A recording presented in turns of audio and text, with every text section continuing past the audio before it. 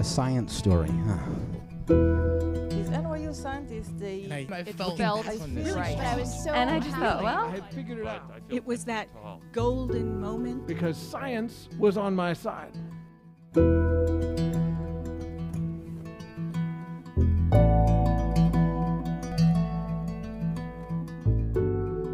Hey everyone, and welcome to The Story Collider, where true personal stories about science help us discover how weird and wonderful the world is and how deeply human it can be too.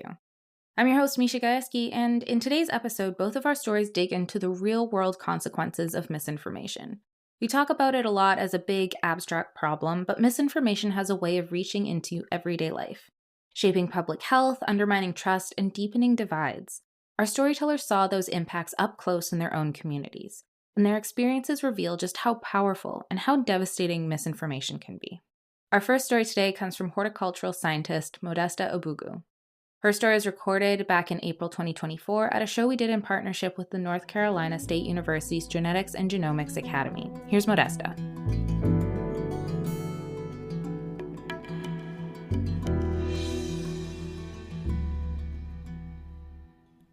I grew up in a family of 8. 2 brothers and 3 sisters in Enugu State, Eastern Nigeria. As a little girl, I was trained to care and nurture for my family and people in my immediate environment. Some of my fondest memories were playing with my siblings and friends. And after school, we would spend time at the backyard inventing innovative games or building forts with sticks and leaves or staging performances of our imaginative future families. In that family, I always played the role of a mom, cooking, cleaning, and taking care of my baby doll. It was a perfect time when joy and laughter filled our home. Our home was a 3-bedroom house, and around it is surrounded by knee-high marsh grasses. The earth smelled like marsh, a scent that occasionally mixed with the breeze that came from the nearby stream of water. To us, this home was a place of peace and seclusion, a retreat from the hustle and bustle of the outside world. When I was 14, my dad was expected to retire from civil service due to his age, and his pension was negligible. On top of that, he didn't quite start receiving his pension until a year later. And my mom's income as a civil servant was not sufficient to sustain our family. So in order to supplement her income, she converted some of the piece of land around our house into a farm where she planted corn, cassava, and cowpea. This farming required a tremendous amount of work. Grow fertilizer application, weeding, spraying against insect and pests, and watering during the dry season. So my mom would go to work in the morning and then come back in the evening to start her day over again as a farmer. My siblings and I would go to school in the morning, then come back in the evening to help my mom out in the farm. We hated this work so much. We were kids. All we wanted to do was to play with our friends. Instead, we had to work under the scorching sun, weeding until our backs hurt and our waist ached so much. We could not afford high-level equipment for this process, so we did this back-breaking work by hand. But we were smart and resourceful kids, so all were not sad and gloomy. As kids, we would always find something to play with in the farm when helping out in the field. My siblings and I would throw dirty earthworm at each other and argue about who is going to take the biggest ear of the corn during harvest. I think that this drove my mom crazy sometimes, that she would yell at us saying, "Ụmụaka, kwụsị egwuregwu ahụ." What this meant is, you children, take your work seriously. My youngest sister, Oluchi, would say, "Mommy, you're such a workaholic." We would all laugh at that. But now, I see that my mom worked so hard. The reason why she worked so hard and cared for her farm so much is because we needed our farm. We needed our farm to eat. And without her tireless work and efforts, we would have gone to bed hungry most nights. My experience was less difficult than most of other people in my country, Nigeria. 70% of our population are smallholder farmers, which means that they depend on their farm not only for their livelihood, but also to feed their families. If anything goes wrong, they don't eat. This is why 1 out of every 4 Nigerian child goes to bed hungry every single night. 1 out of every 4. This is untenable. And the worst part is that technology actually exists to help the situation of these smallholder farmers, but these poor farmers cannot access it. In America, you have a crop called the black-eyed peas. In Nigeria, we call it cowpeas. And Nigeria is the biggest producer and consumer of this crop. Yet, despite being the biggest producer of this crop, we still have to import cowpea from neighboring countries because our population of over 200 million people consumes more cowpea than we produce. Cowpea is also a source of meat, a source of animal protein to families who cannot afford to buy meat. And that is why it's commonly called the meat of the poor. As an aside, I didn't like cowpea growing up. But my dad loves it, and he knows that it's good for us. So in order to get us to eat cowpea, he will tell us all these scary stories of people who are short, and the reason that they are short is because they didn't eat cowpea as kids. So just as kids in America have been told to eat your spinach so you can grow strong, kids in Nigeria are told to eat their cowpea so they can grow tall. Unfortunately, this important staple suffers a lot of devastation from a pernicious insect called the maruca. 80% of the cowpea grown by every farmer in Nigeria dies in the hands of this maruca. 80%.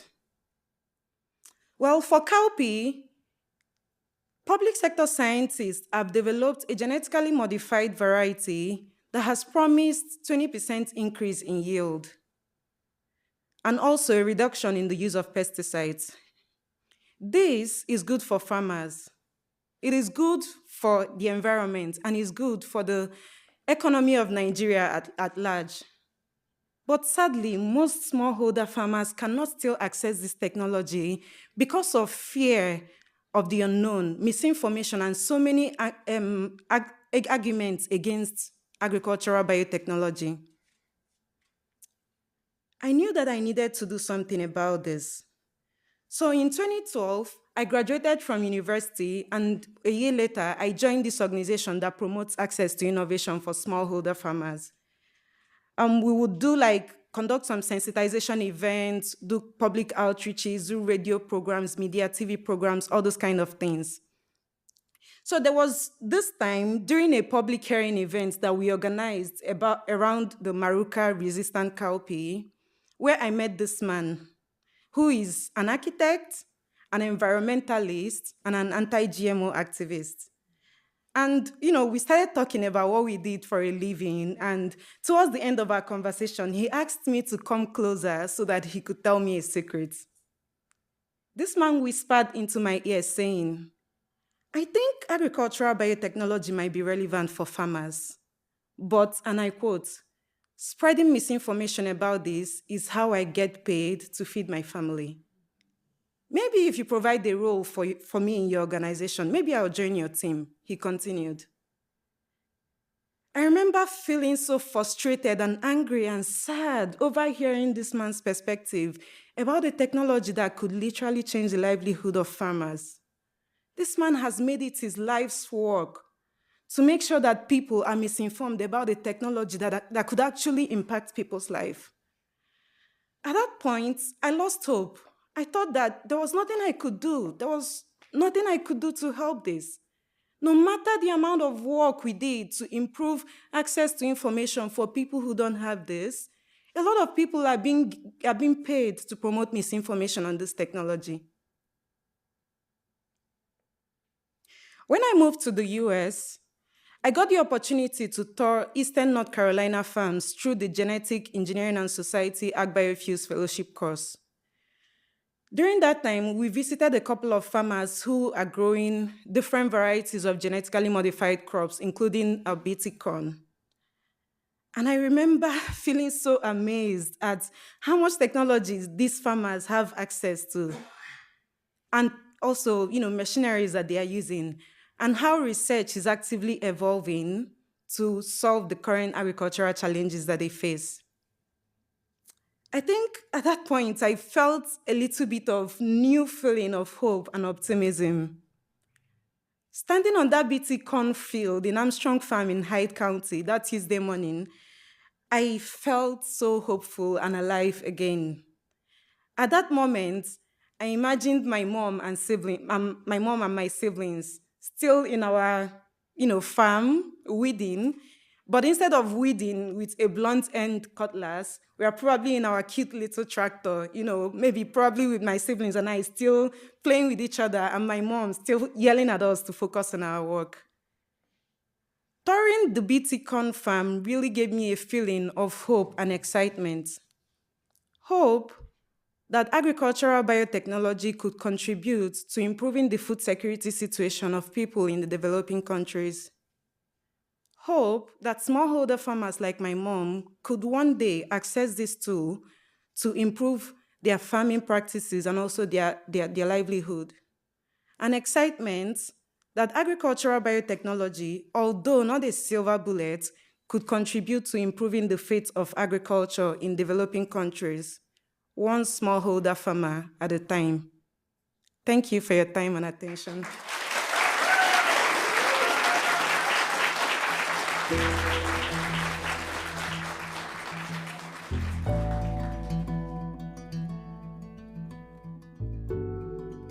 Wow, that was such a fascinating story, and I'm still reeling from how corrupt people can be.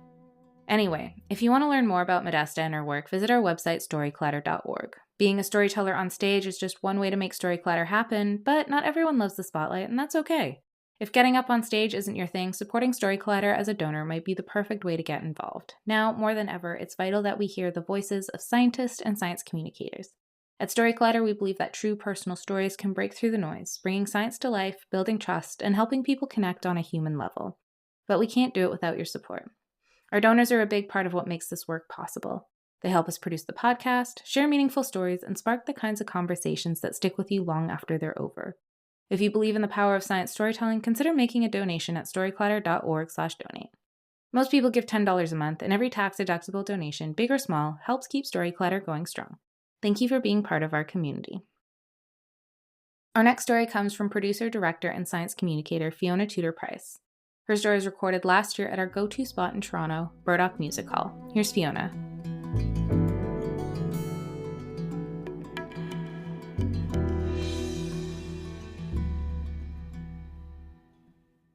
It's 2006. I'm standing in my mother's guest bedroom in Ridgeway, Ontario, and plush carpets, overstuffed cushions, and I'm pregnant, big belly pregnant. And I'm on the phone negotiating the craziest life and death deal I will ever make. I'm negotiating a kidnap. We haggle over a price because, what's the going price for a kidnap? I have no idea. So we strike a deal, and I listen on the phone as a man in a South African township of Khayelitsha kicks open the door and strides into an informal shack, dirt floors, corrugated iron, and I hear the muffled moans of a man, 26-year-old man, and he's wrapped and bound tight into a big woolen blanket, and he's lifted outside to the idling vehicle and my waiting accomplice.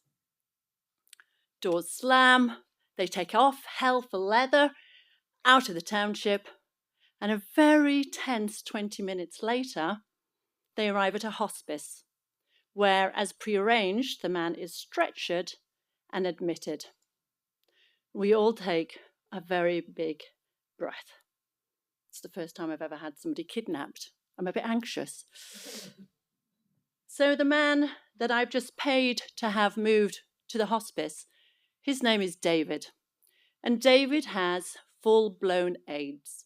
He is so emaciated, he is days, if not hours, from death. Nomsa is a very good friend. It's his wife. And I went to her wedding. And Nomsa is so afraid to give him antiretroviral therapy that she prefers instead to give him African potato and vitamins. And my accomplice is Tandy. Tandy is David's mother. And she and I are very close. She's like a surrogate grandmother to my children. And when she approached me and asked me to help her move David to the hospice, there was no way I could refuse to pay for the taxi. So welcome to South Africa. The early 2000s, in the mid-madness and the height of the AIDS pandemic, where hundreds of thousands of people like David were dying of AIDS and contracting HIV due to science misinformation. And that is the country I moved to in 1999 to make wildlife documentaries. So I'd been working at TVOntario for about 5 years, making science documentaries, environmental pieces. I just got back from India, making a documentary on olive ridley turtles. And out of the blue, my husband was offered a job in Cape Town. So this was the glory days of post-apartheid, Rainbow Nation. Nelson Mandela was president, and we said, why not? And we moved to Africa, and this was my dream job, an independent wildlife filmmaker. What did I know of HIV/AIDS? Nothing. But in South Africa, you learn fast. And I learned interesting nuggets like they bury babies on Wednesdays because it's cheaper. So as I was getting to know sub-Saharan Africa in the year 2000, there were upwards of 25 million people living there with HIV or AIDS. And in that year alone, 4 million people were infected with HIV. Clearly, this was a crisis of enormous magnitude. And the new president, Thabo Mbeki, decided to convene a president's advisory panel just to help him track his way forward.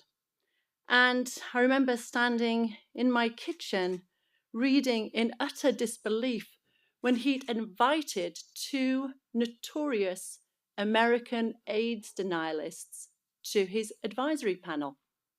Wait, what? These people didn't even believe that there was a connection between HIV and AIDS. Was this some curious strategy that I didn't understand? Or did he just not want to license drugs for AIDS victims? And then the barrage of disinformation began. Thabo Mbeki started to question the science behind AIDS. People genuinely believed that drugs were being shipped over from the West to eradicate young Africans. AIDS denialists were promoting and selling vitamins. And the health minister was urging people to eat beetroot, African potato, olive oil, and garlic. And this seems, in retrospect, kind of, comical and pathetic compared to the other piece of disinformation that was being spread around, which was really the only way to get rid of AIDS was to have sex with a virgin. I spent countless days on a bathroom floor with a colleague crying when she found out that her younger sister had been raped. All these lies had consequences, and people were scared. Talking about AIDS was utterly taboo. Even the mention of life-saving condoms was met with raised eyebrows and ire. And for ages, I was told to sit down, and this was not my story to tell. there were cultural pieces going on, mores that I didn't understand. And so for a long time, I was quiet and respectful. And then after some time, watching the suffering of the people around me, I couldn't stay quiet any longer, and I had to do something. So when I was in South Africa, I started the first ever African chapter of WIFT, Women in Film and Television. And at the inaugural launch at a rather fancy television festival, while all the other people around me, all the stalls, were handing out these like bougie gift bags of like, you know, sort of expensive chocolates, I stuck WIFT labels to thousands of condom packages and I would give them out by the handful to all these curious young women who were coming up to talk to me. That was just bloody-minded mischief, frankly. But it got the ball rolling. So before David was diagnosed, he and Nomsa had a little boy who was mysteriously ill from birth. And I'd go to the hospital, I'd take them blankets, take them food, take them whatever that you could do to help. And I held that little baby boy just moments before he died. And we were all devastated. And it was a huge wake-up call when they showed me the death certificate, and it said AIDS-related complications. He was 2 months old.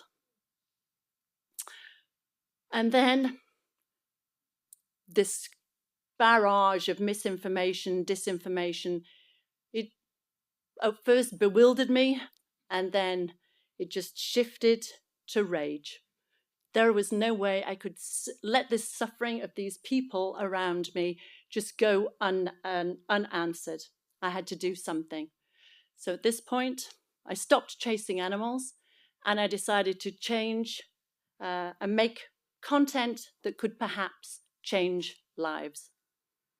So around this time, the South African government just lost this huge law case to an organisation called TAC, Treatment Action Campaign. And they had forced the South African government into licensing AIDS drugs. And Médecins Sans Frontières and others were allowed to trial nevirapine in 2 clinics in Khayelitsha. And nevirapine is the drug that prevents HIV, the transmission from mother to child during childbirth. So I started to collaborate with this amazing organization, this charity called Mothers to Be. And I picked up my camera and I started to follow 3 HIV pregnant women around through Khayelitsha, through their pregnancy. And at great risk to themselves, these courageous women would let me follow them to the clinic. And I'd follow them to pick up the ARVs. I'd follow them, film them taking the ARVs. And I got to know them really well.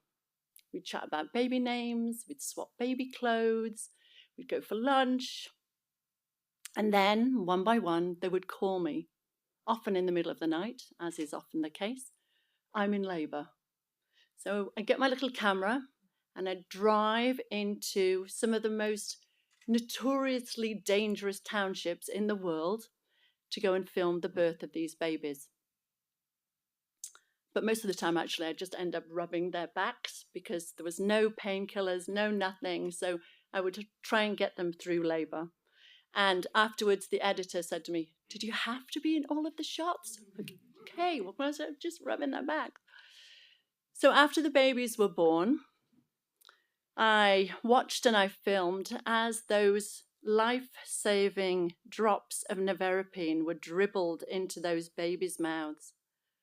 And I watched and I filmed as each one of those babies went for its first HIV test. And I watched and I filmed as those mothers were given the results of those HIV tests. And each one of them was negative.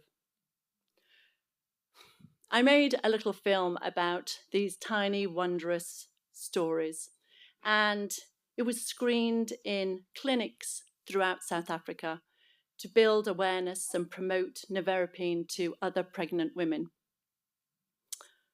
It was watched by thousands, and I don't think I've ever been so proud of making a one piece of science content.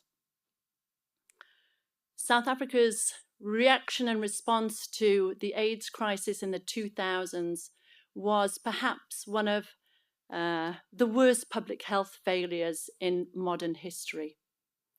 The ripples and the implications of that disinformation that was spread are still being felt today, and there are over 5 million people still reliant on US aid-funded drugs that keep them alive every day.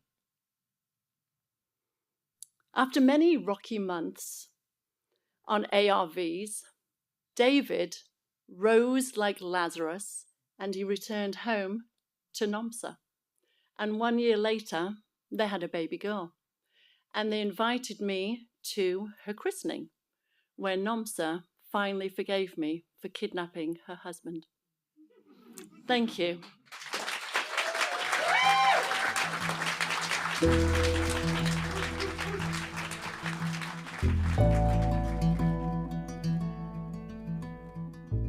What a wild story. I can't believe she had to kidnap someone to get treatment. But I also think it's shocking that the same tactics of misinformation that were responsible for perpetuating the AIDS crisis are still happening today. If you'd like to learn more about Fiona, visit our website, storyclatter.org. Our website is just one way to connect with Storyclatter, but there are so many other ways, and we hope you'll use them all. You can always follow us on social media. We're on Facebook, Instagram, TikTok, and Blue Sky. Head to storyclatter.org to become a financial supporter. If you're interested in coming to one of our shows, starting a Storyclatter show in your own community, or even learning how to tell your own science story, you can find everything you need on our website. And if you love this podcast, tell a friend. Share an episode, introduce someone to Storyclatter, and help bring more people into the world of science storytelling. This podcast is produced by me, Misha Gajewski, along with Jen Chen, Nikisha Roberts-Washington, and Aaron Barker, Executive Director and co-founder of the Storyclatter. Stories featured in today's episode were produced by Jitesh Jaggi, Kelly Vinal, Sarah Mazrui, and me, Misha Gajewski. Special thanks goes out to the Storyclatter's board and team. Our theme music is by Ghost, and next week we'll be back with another great episode from our archive. Until next time, thanks so much for listening.